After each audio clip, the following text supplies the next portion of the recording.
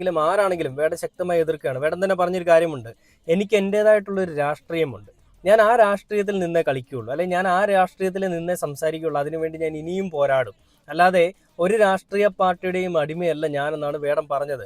അങ്ങനെ ആക്കാനും ആരും ശ്രമിക്കേണ്ട എന്നുള്ളൊരു താക്കീതും വേടൻ വെക്കുന്നുണ്ട്. അങ്ങനെ സ്വതന്ത്രനായിട്ടുള്ള ഒരു കലയായിട്ട് റാപ്പ് എന്ന് പറയുന്ന ഒരു കലാരൂപത്തിനെ ഏറ്റെടുത്തുകൊണ്ട് ജനഹൃദയങ്ങളിലേക്ക് ഈ രീതിയിലേക്കൊക്കെ ആഴ്ന്നിറങ്ങുന്ന തലങ്ങളിലേക്ക് കൊണ്ടുവരും വേടൻ. ആ വേടനെതിരെ എത്രയെന്ന് പറഞ്ഞിട്ടാണ് ഈ അക്രമങ്ങളൊക്കെ വരും ഞങ്ങൾ സഹിക്കാൻ പറ്റുക? കഴിഞ്ഞ ദിവസം പ്രിയങ്ക എന്ന് പറയുന്നൊരു നടി വേടനെ പറ്റി പറയുന്നൊരു കാര്യമുണ്ട്, അത് ഞാൻ നമ്മുടെ വീഡിയോയിൽ ഇട്ടാണ്. അതിൽ പറയുന്നത് ഇങ്ങനെയാണ്: ഒരാളെ എത്ര തവണ ബലാത്സംഗം ചെയ്യാൻ സാധിക്കും? ഒരു തവണ ചെയ്യാൻ പറ്റും അല്ലേ? വീണ്ടും ചെയ്യാൻ പറ്റുമോ? വീണ്ടും എങ്ങനെ ചെയ്യാൻ പറ്റും? ഒരിക്കലുമില്ല. പുള്ളിക്കാരി സ്ത്രീയാണ്, പുള്ളിക്കാരിയാണ് പറയുന്നത്.